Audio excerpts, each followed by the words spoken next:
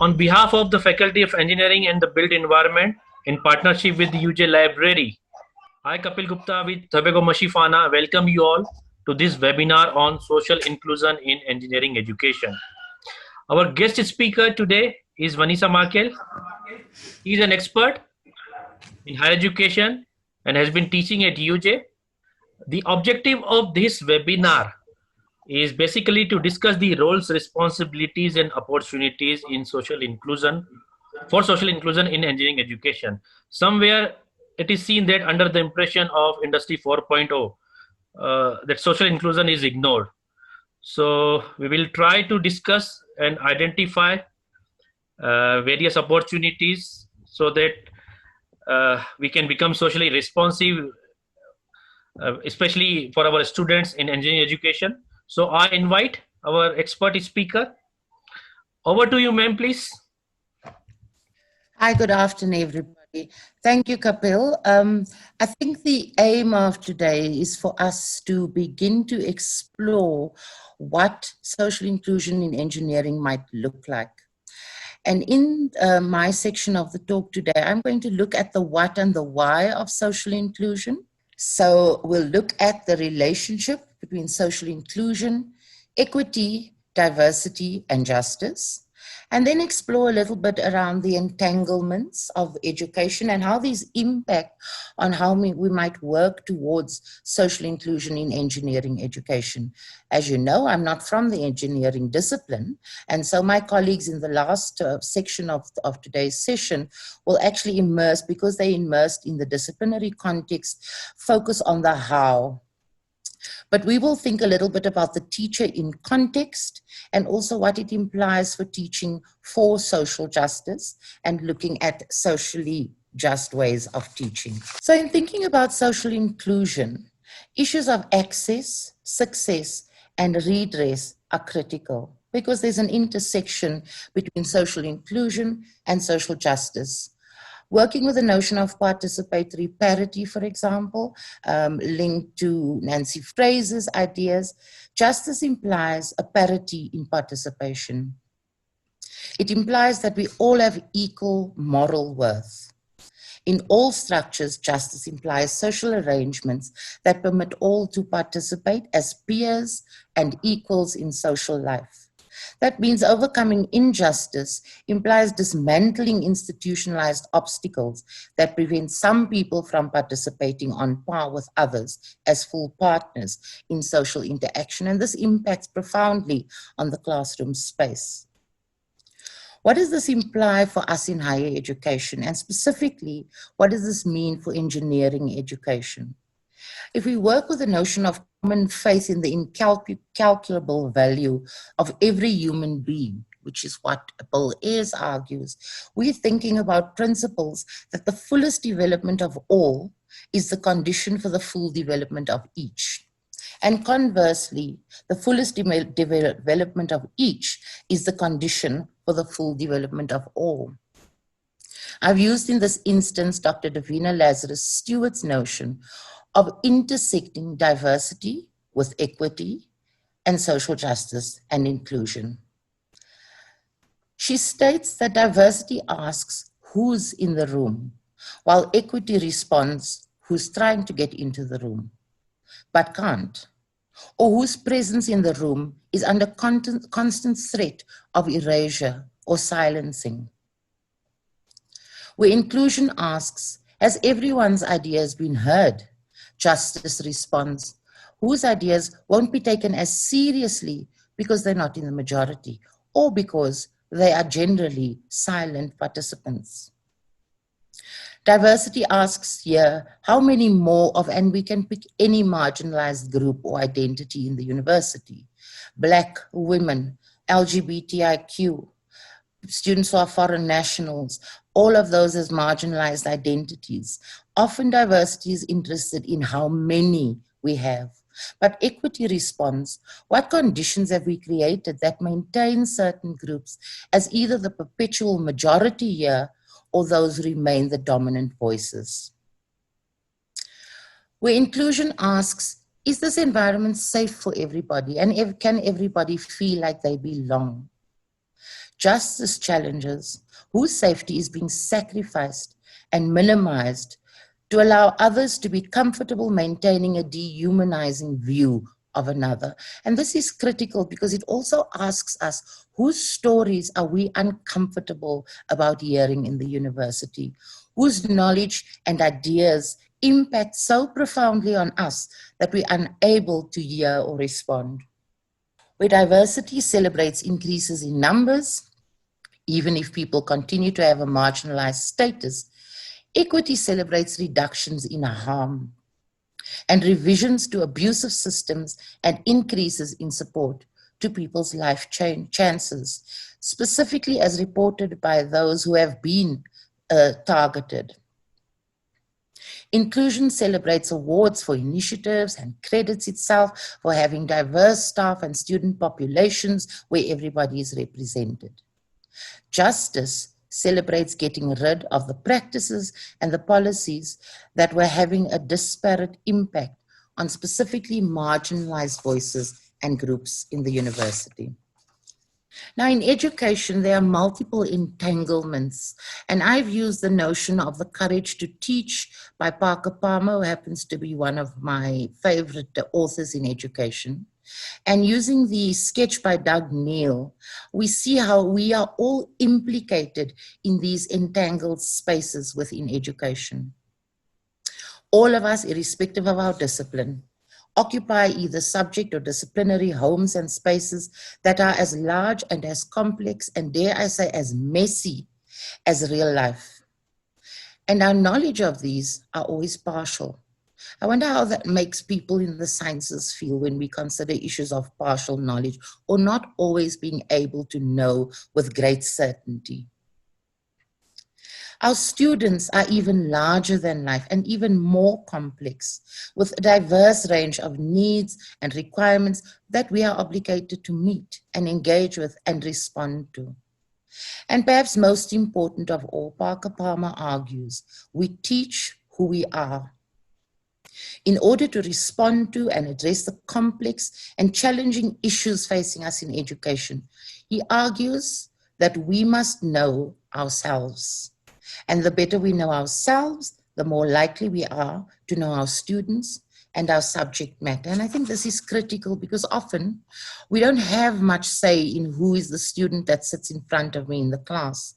But we have complete control over who I am in that classroom, and my willingness to interrogate that who I am becomes critical.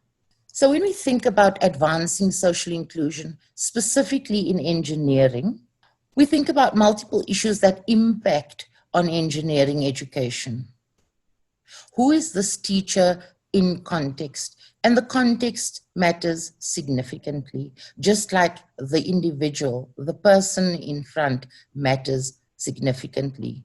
Even before the onslaught of COVID and the challenges that that's brought with it, Sadar argued that we're living in post-normal times, times comprised of chaos, complexity, contradiction, and much uncertainty. And that has just exacerbated since COVID began earlier in this year. The implication of this is that I, as the teacher, the discipline from which I operate, the students with whom I engage, all of us are relationally, historically, and ideologically entangled. As the teacher of the discipline, I bring with me beliefs about who is the knower, how do I come to know, and how do I assist other people to know. And the work of Jonathan Jansen around knowledge in the blood talks to issues of difficult knowledge. Michelinos Zembilas also talks about the problematics of difficult knowledge and how we might make that something that can be educative in the classroom. Our relationships with students are relational. Our relationships with students must acknowledge that students, when they enter our classroom, bring into those spaces the social traumas that they have survived. Those impact on the learning and teaching space. Amua Dare makes a case for us to rethink or unthink science. And she calls this an urgent process of unthinking, which is a kind of praxis, reflection on our knowledge, on our doing and knowing and being. She also refers to it as conscious practical work and a way of thinking that enables us to move beyond Cartesian binary thinking towards more critical reading and rewriting of the word and the world. And here she draws on the work of Paulo Freire. She posits an interesting example. She says, what if we thought about engaging in a womanist, feminist, renegade architectural project of critical spatial literacy in order to read the gendered, racist, and heteronormative codes that inform and are informed by the built environment, in order to decipher, contest, and or to subvert them. And just as an aside, I have a close friend who is also in the engineering faculty. And one of the things that he spoke about was the relationship between engineering or the building and architecture and the expectations that architects dream up these wonderful things and we are required to build them. What does it mean if we were willing to disrupt our strong knowledge boundaries and look at transcending what Amuadare calls these Cartesian binary thinkings? How might engineering education look different if we explored what Laura Rendon calls an academics of the heart? What would it look like if we placed students' thoughts, feelings, emotions side by the intellectual projects that we engage with in the classroom? And then we are also impacted by the higher education context, a context which currently is typified by competition and what Holscher and Bosley called a neoliberalist drive into assessing our worth purely through rankings, league tables, throughput, and productivity. These impact on universities in profound ways, where we begin to construct our students as customers who quite uncritically consume ready-made and pre-packaged educational products. Bill Ayers talks about this as the billionaire's social vision, where education is perceived as being an individual consumer good, not a public trust or a social good, and certainly not a human right. Such a vision of education serves a brute competition, as he argues, and produces mass misery. He says when this kind of education and the sole measure of such education is competitive, learning becomes exclusively selfish, and there's no obvious social motive to pursue it. Getting ahead as an individual is then the primary goal, and our tendency to actually witness and support one another in that process is compromised. So the education context is impacted profoundly by all kinds of things. Inequality, poverty, all of those social experiences enter into the educational space when our students walk in, when we walk in. Our histories, our experiences, our bodies, and their memories around that constantly impact on how students learn and engage in the classroom. And we have much to share when it comes to changing that from negative experiences to more positive experiences. And this brings us to the process of beginning to think about teaching for a more socially just world. What would a more socially just world look like? What would a world look like where we encouraged our students to think from integrative paradigms, ones which draw people together rather than push people apart? What would it look like if we consistently and intentionally put people before profits? Could we create empathetic, critical, transformative students who are willing to work for a common good? Willing to work for a world that is better serving all rather than individuals to try and get ahead? How do we engender activist citizens who are 4IR ready? And what does being 4IR ready mean in the context of engineering students? Is 4IR ready morally and ethically committed to working for a common good that serves particularly the most silenced, the most marginalized in society? Do we recognize the extent to which being 4I ready is also impacted by all kinds of ideological challenges that are often hidden from our everyday experience?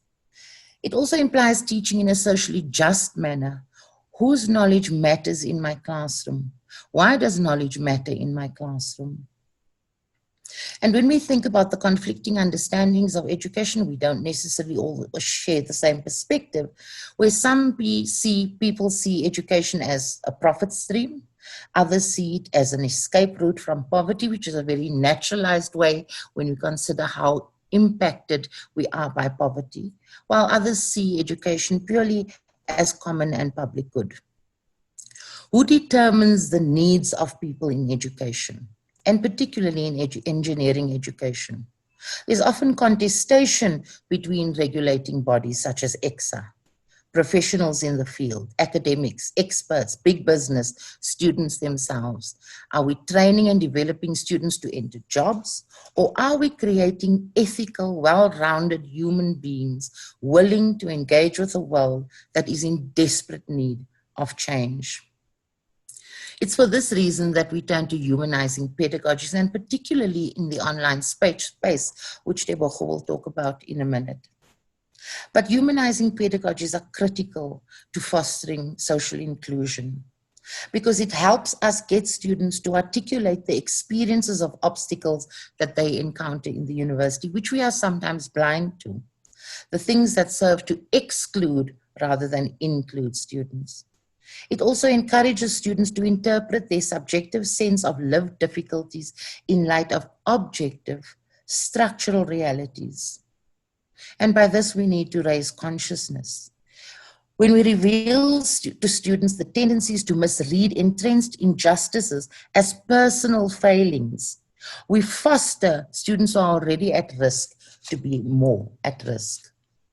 These kinds of approaches often help to counter the self-blame that students experience when they are failing or not doing as well as they hope to do. And through this, we can also cultivate indignation on the part of students, fuel social protests on the part of students, build agency on the part of students. It's a reminder here that the personal is also the political. We are always impacted by forces outside of ourselves as well. And through pedagogies of discomfort and teaching with tenderness, I guess an issue that probably isn't highlighted every day in engineering. Tessa Thompson talks about how tenderness helps us expand our ways to talk about the complexity of identity, how we can become more open to new conceptual frameworks, where learning is affective, embodied, and entangled, where we find ways to ensure that rituals of inclusion help us and lean us and move us towards justice. And then finally, thinking about how we design our modules that take into account universal issues, where universal learning design offers for us multiple and flexible opportunities for representation, educative action, expression, and engagement. From such a perspective, diversity is celebrated and difference is considered to be the norm. In all of these engagements, the teacher has the power to change the mood in the classroom, no matter what we are teaching. And when we recognize the fact that we hold within ourselves this kind of power and our willingness to interrogate what it is we do and how we do it in the classroom, either serves to exclude or include our students. The next section will be Kapil, who will talk a little bit more about his experience within the engineering discipline. Thanks, Kapil. Thank you, ma'am. And let's go ahead, friends. So, friends, I'm talking about some social inclusion strategy and approaches. I started adopting this after learning in my PG diploma in higher education. So before starting, I would like to communicate that all of us know about it, all these strategies and technique. The need is to realize, recall, and to gain some extra knowledge about these things by research papers, case studies, by discussion, and to start adopting these practices and these approaches in our teaching practice from today onwards. So social inclusion strategy and approaches, the objectives are behind adopting these approaches to address diversity and make environments welcoming and friendly to our students, and to create responsive and flexible program for our students. So these responsive and flexible programs, for that universal learning design technique is there. There's a detail about that. I can share with you the literature about universal learning design. You may approach me for that. And all these strategies are based on, we should keep in mind the participation, accountability, non-discrimination, and empowerment while engaging with and facilitating the students. So these strategies, these are covered: participation, accountability, non-discrimination, and empowerment. So for engagement and facilitation, if we talk about, then we know this: the teacher or lecturer must act as a facilitator. Being a typical teacher or lecturer, instead of being a typical teacher or lecturer, we should act as a facilitator for overall development of our student. We should define objectives and establish ground rules in the advance or in the beginning of the semester. Whenever we start, most of us, we do, we just dictate them, we just read the learning guides in front of them, but it's much more than that. How we go, what will be our strategies and all, if we define initially, then it will make comfort to the student. Adopting service learning strategy, it is also one of the important facilitation methods, where we are exposing our students to the learning sites. We are exposing our student under the let's say under the training of local industries, under the scientists, sending them for industry visits. So adopting service learning strategy is also one of the important techniques. And here decolonization of knowledge also plays a very important role, where we all are teaching an international syllabus. So apart from making our students internationally competitive, we also have to make them ready for local challenges. We have to prepare them uh, for local challenges, and they should be locally relevant. So decolonization of knowledge comes into picture, where we can adopt small techniques for decolonization of knowledge. One simple example is, like, I'm teaching material science to my students. So South Africa is very rich in titanium. So if titanium is not in my syllabus, in spite of that, I can give some taste of titanium. I can have some 1 or 2 lectures, or I can add some contents of titanium in my material science subject. So we can use some other techniques as well, by following various, Henry Guava is there, and following various techniques, by changing our syllabus a little bit, by making some provisions of training, exposing our students to local universities, and then we can make a plan for that. So these are the strategies for engagement and facilitation. There is also very important technique that is called it's a scientific technique, feed forward technique. So instead of giving feedback, instead of punishing them, instead of crying on what happened in past, if we encourage them, if we inform them rather than attacking to our students, then it will bring very beautiful results. And I have applied this technique on my students, my undergraduates, my postgraduate students. So this technique works very well. So the focus should be on future, for students to improve and perform better in the next assessments, next exercises, next projects, rather than accusing them or punishing them that what you have done in previously and that is wrong and all this.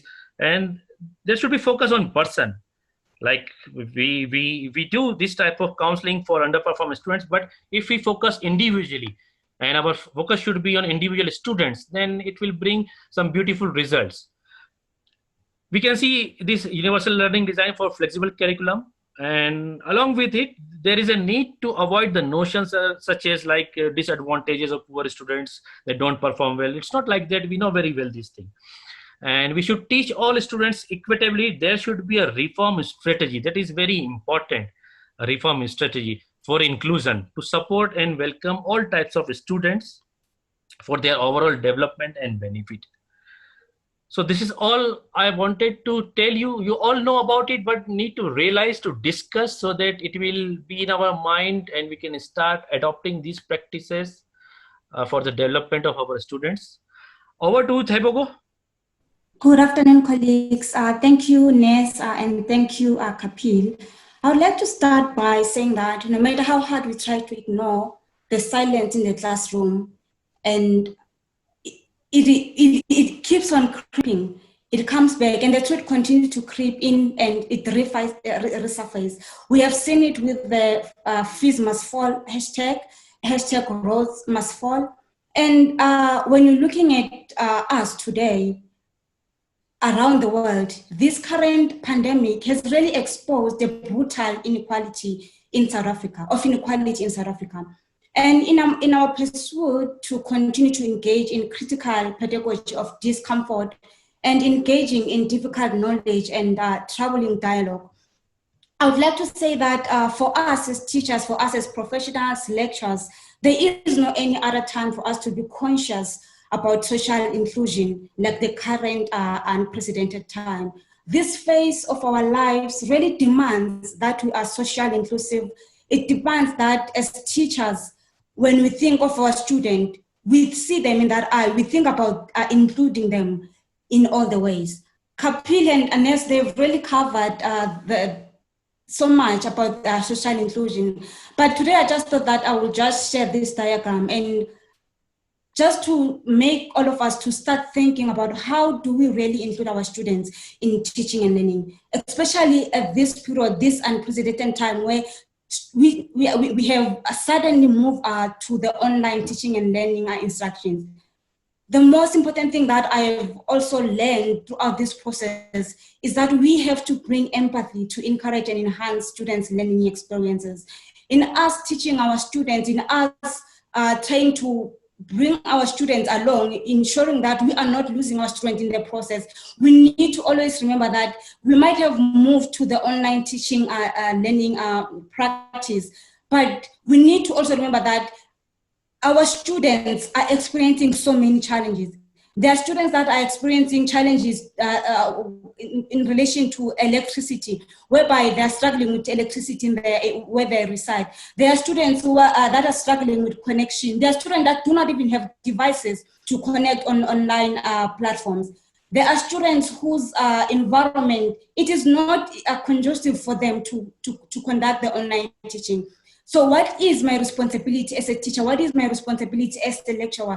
Is for me really to bring empathy in my classroom, to also take into consideration the injustice, the inequalities of this country, that in doing, in suddenly moving online, there are so many, if we are not conscious of where we are, and if we're not conscious of including our students in our teaching and learning, there are so many students that will actually lose out in this academic year. So it is my responsibility as a teacher, it is my responsibility as a lecturer that I bring empathy to my classroom. In my strategies to teach, in my theories and practices, I bring everything that will ensure that I carry my student along. Now more than ever before, we need to bring empathy to our classrooms. We need to also understand that before I am a teacher, I am a human being. I'm working with other human beings, which are my students. And in everything that I do, before I put on my cap as a teacher or a lecturer, humanity and empathy should always come before my profession. I think if we begin to teach on online platforms, online environment, and bringing empathy, bringing humanity in our online platforms, we will be able to really carry our students along and ensuring that we are not losing any of our students because we have suddenly moved to the online platform because of the current pandemic. And we should always seek to carry our students and always seek to be in their shoes. You might be having an assessment and the students are telling you that they are struggling with connection. In all that, it is not only about what is happening now. There are so many factors that are informing how our students will respond to the platforms that we have created. There is the unjust that the past has done to so many people. Many of our students, the majority of our students are from previously a disadvantaged background. We need to always take that into consideration when we teach our students. So I will just end there. I think a lot has been covered, but just to remind us as teachers and as lecturers that now than ever before, we need to be conscious and be socially inclusive, bring our students along, ensure that because of so many things that are happening, because of lack of resources, we are not losing any of our students because of this online teaching and learning, and we carry our students along. So I will just end there. And yes, I think empathy and humanity, now than ever before, that is one of the things that we need to prioritize as teachers and lecturers. Thank you. We will go to questions. And if you have any questions, please, there's a chat box there. You can just ask your question there. We have one question. It is, okay, it says from Ling Shenyiwe. It says, do you think we have done enough to include students who are geographically excluded to access online learning, especially the first years who were excluded in the first 33% to come to the university under level 3? Do you think we have done enough, Prof. Kapil and Nes? So I think we can never do enough to ensure that all of our students are included. And I think there's genuinely serious needs of students out there.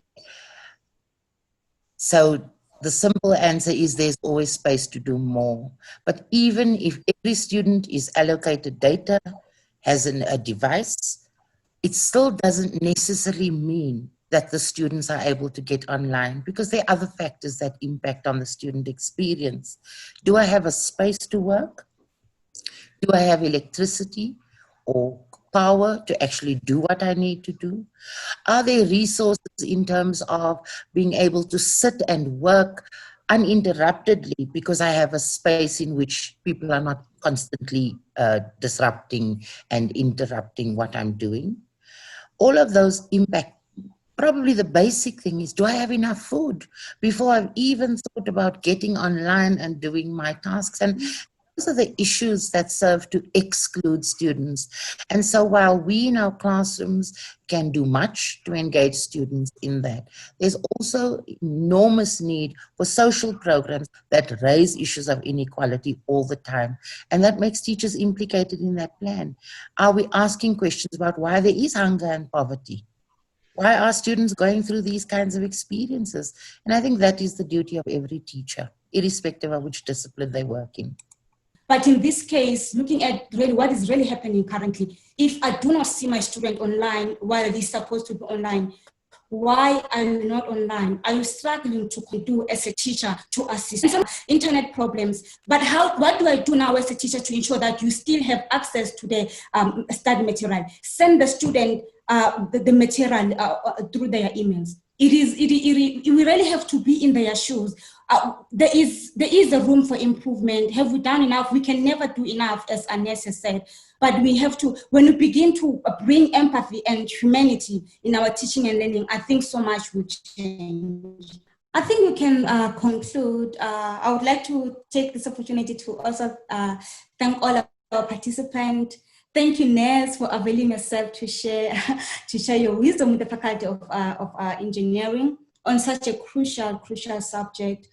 I would also like to thank our faculty, the General Office, and dear Precious in the Marketing Office so much for your support. And the library team, Palisa, Theo, Cabello, and Altima, thank you so much. And thank you everyone, to everyone that has taken their time out of, they are so busy to attend this webinar. Thank you, Prof. Kapil.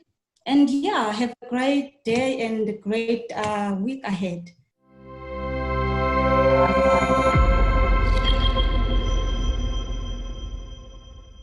The University of Johannesburg, the future reimagined.